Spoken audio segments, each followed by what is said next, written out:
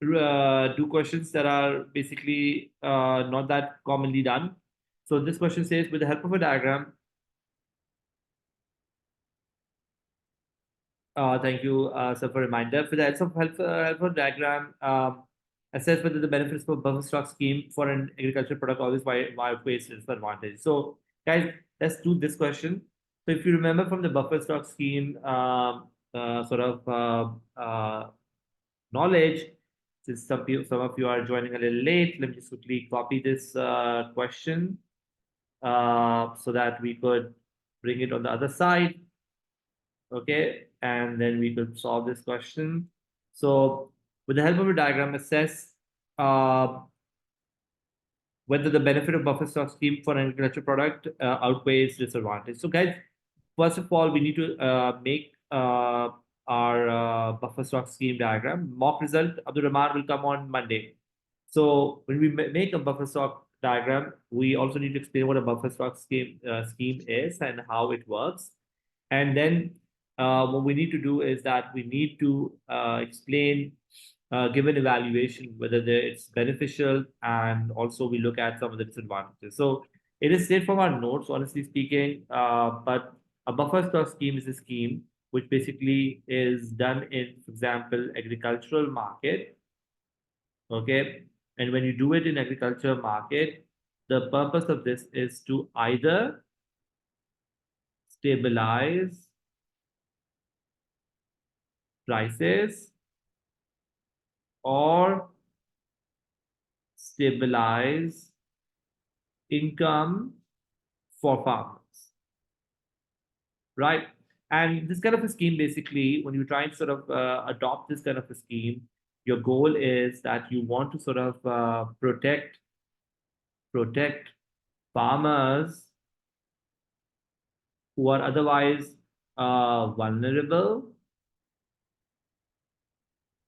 due to large, fluctuation in income or in prices.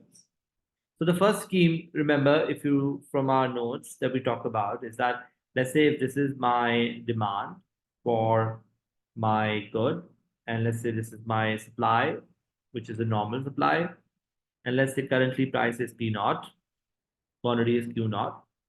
You could have a good crop, right? Let's say S1 is your good crop, and you could have also a bad crop. Yeah, so for example, this could be your bad crop. S2 could be your bad crop, right? And so in a good crop time, guys, what happens is that in a good crop, if your price is P naught and quantity is Q naught, what happens is this, that you have the potential of the price to fall to this point B. You're at A, it can fall to B. In order to stop that from going, what the government does is this, that they say, how about for the price P naught, we just buy all the surplus and store it. So they buy the surplus and store it. And by doing so, what you do is that not only you're able to reduce the quantity in the market, but you're also able to stabilize the price at P naught. Vice versa, in a bad crop time, you don't let the quantity to sort of fall, and therefore the price to rise to this point. What you do is that you simply at this point keep the price P naught, and for that P naught, all that Q naught minus Q2, you eliminate the shortage,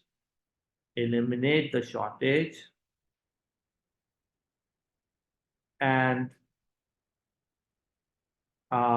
sort of use your stock that you have from the past. So you eliminate the shortage uh, by and release the stock. So by buying and selling of the crop, we are able to basically make the quantity to change, but the price to not change. Does that make sense, guys? In this case, in a good crop, the farmers end up making P naught times Q1. And in a bad crop, farmers end up making P naught times Q2.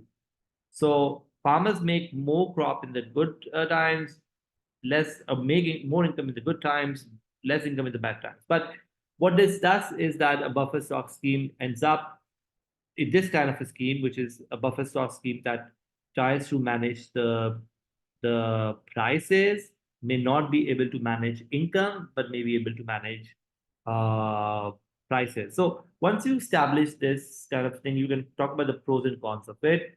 The first advantage of it is that it stabilizes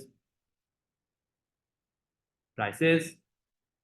Number two is that in good crop, farmers can make more money, which was not happening before because in a good crop, the price would fall so much because the good is inelastic that overall revenue would fall. And thirdly, guys, in a bad crop, farmers may make less money, but at least it doesn't really because they make good money in the good crop. The overall, on average, one would argue this the income may not get affected, right? However, the cons of this is, if you remember that from our class, is that it doesn't work for guys perishable goods, right? So you can write about for perishable items, it may not work. Number one. Number two, it is costly and has opportunity cost, right? You can also talk about the idea that it stabilizes, stabilizes income. Sorry, it stabilizes prices, but not income. And therefore, one may argue that it may not completely solve the problem, right? Yeah, because it's costly and has opportunity costs. We could talk about, implication on taxpayers, which are implication on taxpayers. And in our notes, we also talked about that, most buffer stock schemes end up, most schemes end up storing too much. Got it? So that's the uh, first part. You can also then, in your evaluation, talk about a buffer stock scheme that can stabilize income. Do we, so Umair Roman is saying, do we always stabilize the price on the initial equilibrium price? Yes, we're assuming we are stabilizing it at a normal price level and not like a too high or too low a price. You can always say, guys, you can also say, talk about the other scheme, which was that the one that stabilizes prices, where you assume a unitary elastic demand curve, and in your normal crop you will make income S naught and the price will be P naught. In your If you set your prices according to a unitary elastic demand curve, if your good crop happens, your price will fall, but your quantity will rise by an equal proportion. And as a result, by setting your price according to the unitary elastic demand curve, in a good crop or a bad crop, your income may remain the same, right? You can talk about that scheme as well as an evaluation point. You can say the government can set the prices. Let me write this. Government can set the prices according to a unitary elastic demand curve, and this will stabilize income, but not prices.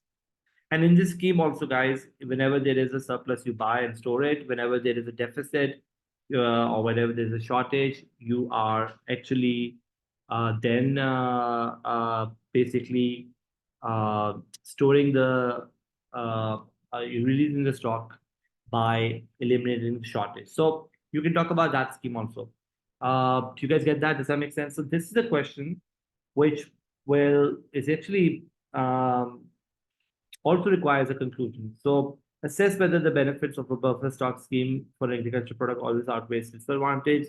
And you can talk about that, like for agricultural products that are perishable in nature, this scheme to begin with may not work. It may work for wheat or sugar or so on, but will not work for all goods because goods are perishable. And that's one big downside. And also, because it's costly, maybe government intervening could basically be and sort of expensive affair, and maybe rich governments can go about it, but poor governments may not be able to sort of use the scheme. Make sense?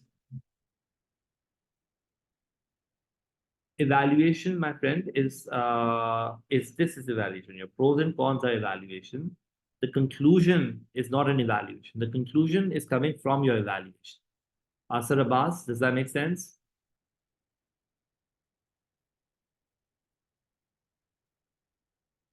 Amar is saying, can we write that when setting the buffer stock scheme, we have to ensure that these interventions should not affect allocation and long-term market sustainability? That's a good one. Amar, you can write this that when setting a buffer stock scheme, you are actually intervening, but should not also is not the right word to use. Remember, should not is not positive but a normative way of saying things.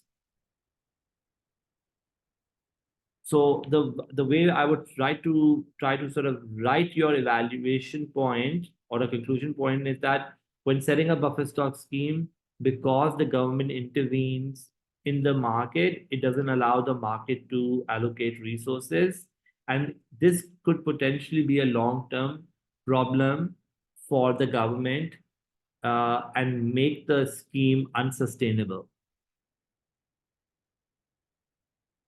Okay, does that make sense, Amar? Are we good?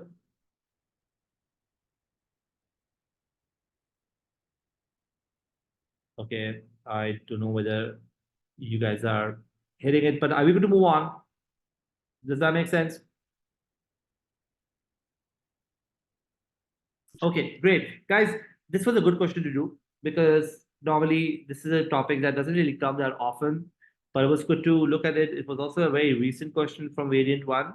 So I'm happy that we'll be able to do this. Let's look at another one and let's look at um I don't want to do 2B. I want to do some different questions, which could allow us to have some variety. So let's look at 3A. Explain why government intervention may be required to provide merit goods and consider why such intervention may not always be successful. Okay, let's look at this one. Again, a recent question. So let's try to sort of do this one.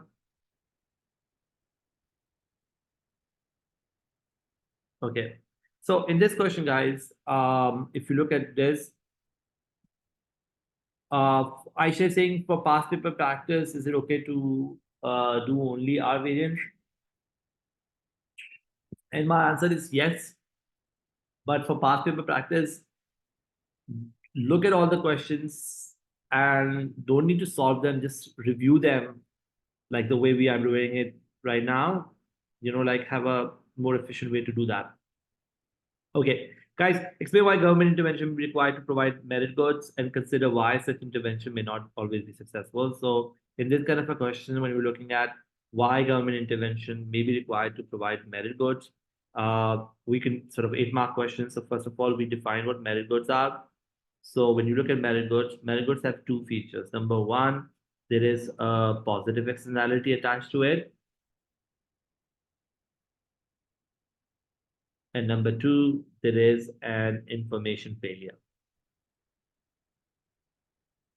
What is the positive externality attached to a merit good? Well, the positive externality that is attached to a merit good is that, guys, not only it benefits consumer, but it also benefits the society. An example of this could be education. Education is a merit good. Why? Because it not only benefits you as an individual, you can make more income, you're more productive, but also it benefits the society because it results in the society to have, because of higher productivity, higher GDP, because of higher income, more taxes, because of you being educated, better decision making, and so on. So there is a benefit to both, a benefit to both individual or consumer, which is called to both private consumer, but also socially. So there is social benefit is greater than what we say private benefit in this case. The information failure that happens in this kind of a good, guys, is this that there is also an information failure in terms of consumers are not truly aware of the true benefit of the good. And mainly because as the cost is incurred today,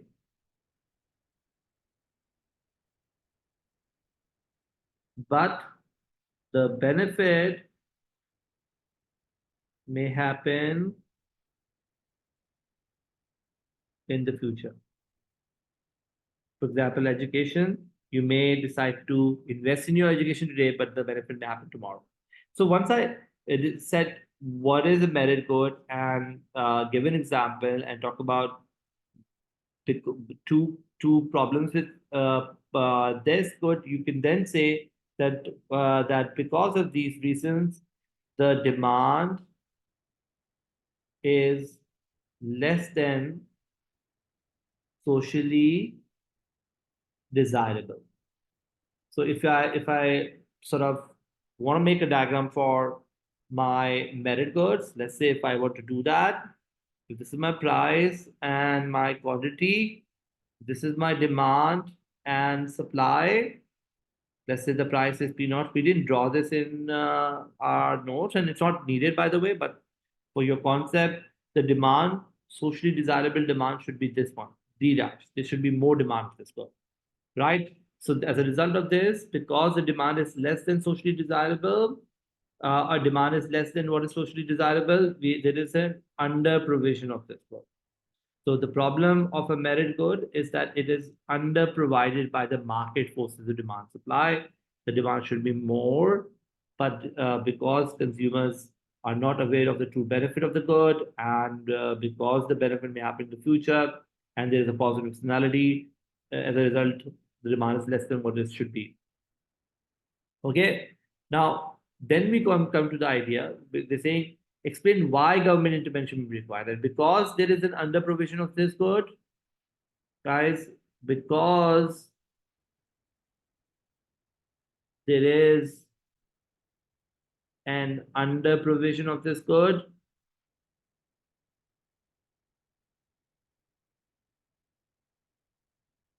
we need government intervention. Got it? Does that make sense?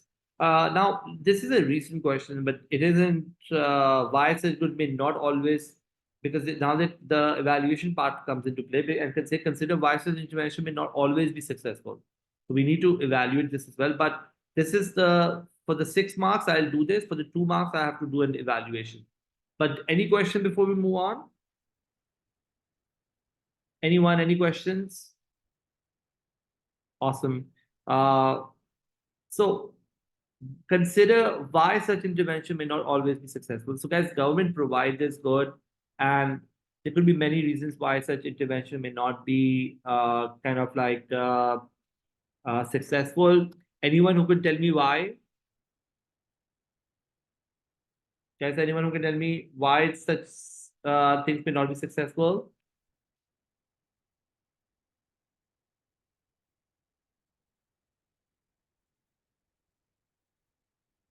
You guys are super silent. Normally, class mein to I could hear you more, but think about what are the possible problems that can happen. Why is it not successful to provide education? Well, there are many reasons. The first reason, guys, is simply that we may not know the size of the externality.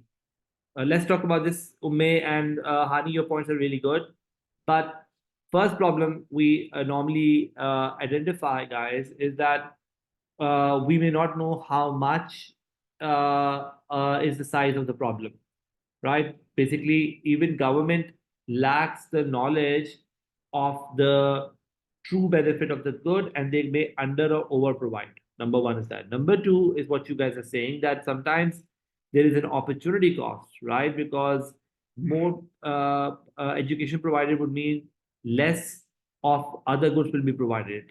Number three, you can also talk about government basically may need to raise money, Ume's point, through taxpayers, and that would basically mean it will be government may not have the resources, and therefore they may need to use taxpayers' money, increase the tax burden on people, or spend less money elsewhere, right? Okay, so either the government may not have enough resources or knowledge to provide the right quantity of the good. If I ask you what's the size of externality of education or external benefit of education, you may say we don't know because it's difficult to find monetary values of these goods. Okay, so if I could write an evaluation, I may write 2 points. Number one, there is an opportunity cost, which will be in terms of money spent on also implication on taxpayers. Uh, Number two is there's another one that I will talk about in a little while. Number two is that government may not know the size of the external benefit and may under or over provide the good. And there's another one which we use in A2, which is simply that the benefits may happen in the long run and government may not truly wait for that long. Somebody needs to mute their Ryan, please mute your wait for that long. Education may see its results in many years. Can you please explain the second point with an example? So, Umama, the point that I'm trying to make is that, like, when you look at the benefits of education, it's really difficult to find monetary value of it. And so, if I don't know the monetary value of it, I don't know how much benefit or cost I could sort of put it, and therefore, as a result, I may under or over provide the good. Make sense? So that could be a challenge. Did you get that? Does that make sense?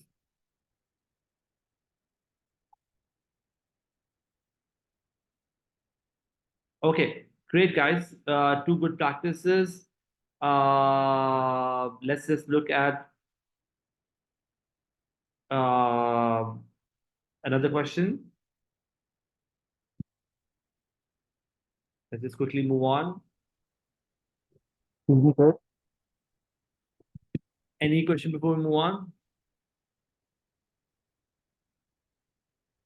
Ji sir. Sorry. Hello. Yes. जी sir, मैं पूछ रहा था कि कुछ questions हैं जो मैंने अटेम्प्ट किए हैं अपनी जर्नल में, तो वो मैं चाहता हूँ कि आप उस पर फीडबैक दे सकें. तो ऐसा कैसे हो सकता?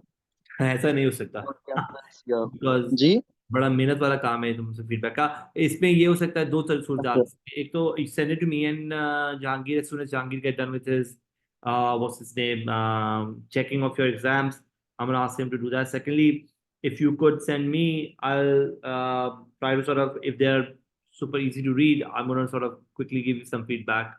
So send me pictures on my email. ठीक है sir. Okay, who okay. am I talking to? Who's this? Abdul Rahman. Abdul Rahman. Okay, Abdul Rahman. Okay, guys, let's talk about merit. We talked about merit codes, so it's great to talk about demerit codes, um, because that's another why demerit goods are overconsumed and merit goods are underconsumed. So let's just try to do similar question like this one. So let's quickly discuss some of the points we can write here.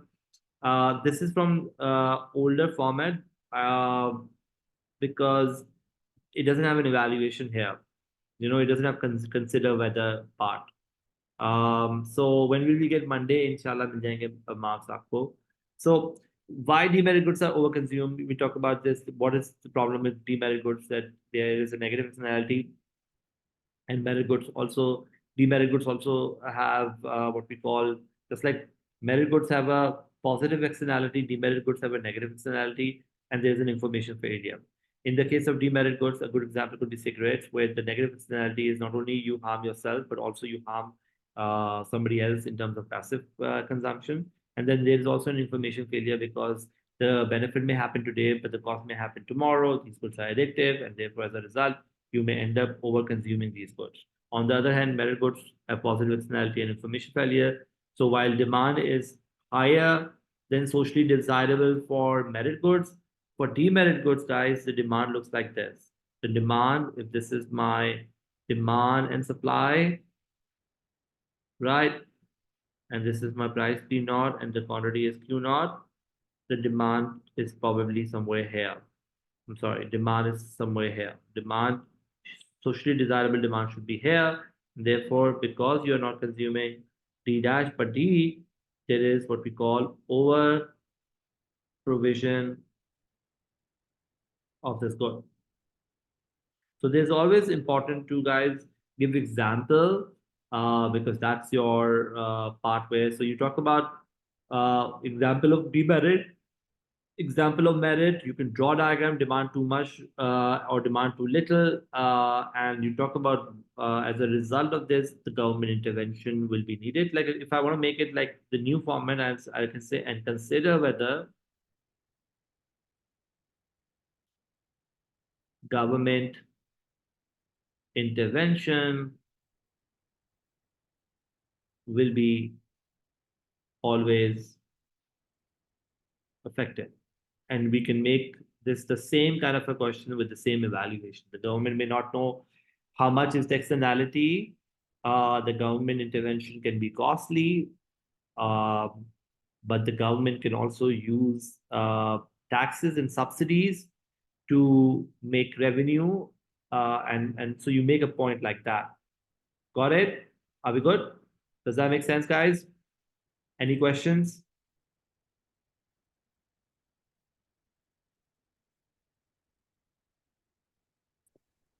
Okay, that means we can move on. So I want to look at any something similar. Let's look at this one. So education and healthcare are considered to be merit goods. Discussed by merit goods are provided by both private sector and public sector. So this is another good question. We talk about what is a merit good, what is the problem of a merit good, and why is it provided by the private sector? Now, if you look at a merit good and private sector, guys, one thing you need to understand: this merit good is also a private good. Makes sense? It's a private good, which means Merit good is both rival plus excludable. Rival means consumption by one person will leave less for another. Like education, once you give admission to one person, less of it will be available for somebody else.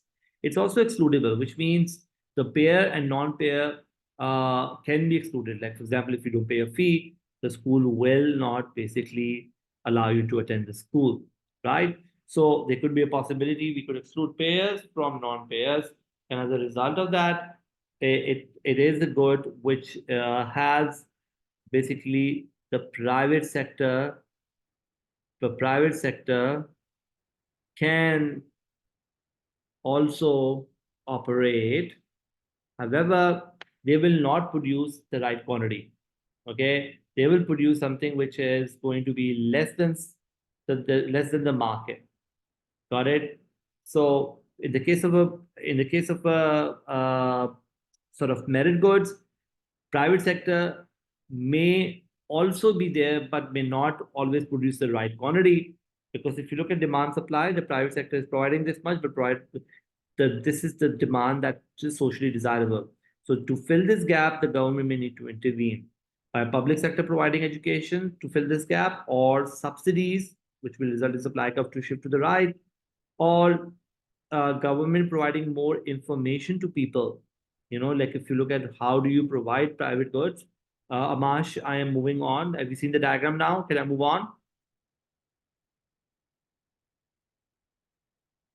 Okay, so guys, the government can intervene in terms of giving subsidies. The government can intervene in terms of increasing more knowledge of people, and the government could also intervene by providing their own schools, right? However, we've done the evaluation that when the government provides public education, there could be quality issues, there could be an opportunity cost, there could be other issues that are related to public sector. Does that make sense? So you can write an evaluation here as well about why you would probably see the public sector to be needed here in this case, and why private sector may not provide the right quantity of the good. Make sense, guys? Any question about this? Yes sir. Sir मैं पूछ रहा था कि अगर education private sector तो भले provide करता है, बट गवर्नमेंट भी तो प्रोवाइड कर सकती है। तो इस सेंस में क्या ये प्राइवेट गुड ही हुआ या पब्लिक गुड हुआ? आपने बोला कि प्राइवेट गुड है, but Public good can government भी तो be. प्रोवाइड कर That's a सकती very है। good. I mean, that's a very good point to ask this question, because public good and private good, दोनों different चीजें हैं, right? What is public good? And let's look at this one. A government has decided to spend money building a new barrier to prevent flooding across a city. Explain why this flood defense barrier is likely to meet the characteristics of a public good. So, public good by definition is, we will talk about this. It's non-rival plus Mazahir, please put yourself on mute, plus non-excludable. Okay, non-rival excludable. Non-rival means consumption by one person will leave less for another. So, for example, when you look at flood defense, the consumption by one person will not leave less for another. So, for example, if the flood defense is provided and the city has visitors from abroad, it won't be less of it available now. Similarly, flood defense is also non-excludable, because once provided, you can't exclude those who pay or those who do not pay. Plus, it's also what we call non-rejectable, which means once provided, you can't reject it. Let's say if you live in Karachi and the government decides to make a flood defense, like mangroves, they grow mangroves which are flood defense, and you say, you know what, I don't like the government, and therefore I reject it. Sorry, you can't reject it, because once provided, if you live in Karachi, you'll get the code. And so government has decided to spend money building a new barriers. So we first talk about, because flood defense is non-rival, non-exclusive, non-rejectable, it's a public good. And that's the definition of a public good. And then you talk about the idea that in the case of public goods, basically what happens is that there is a market failure because these goods are non-rival and non-excludable. It could be what we call a free rider problem, which means that you cannot we cannot exclude uh, we cannot exclude payers from non-payers, and because of that, because you cannot exclude this. There is no price and therefore no market. So no private sector will provide that good because it is a non-rival and non-excludable, and therefore there is a free rider problem, and therefore you may not be able to see the private sector to provide that good. Sorry, Abdul Rahman. Now, does that make sense to you about what your question is? Yes, sir. Makes sense. So Thank please, you. guys, public good, merit goods. Is it today is a great revision class that we did? Public good, merit goods, private goods. This is a very important part. Please prepare it really well.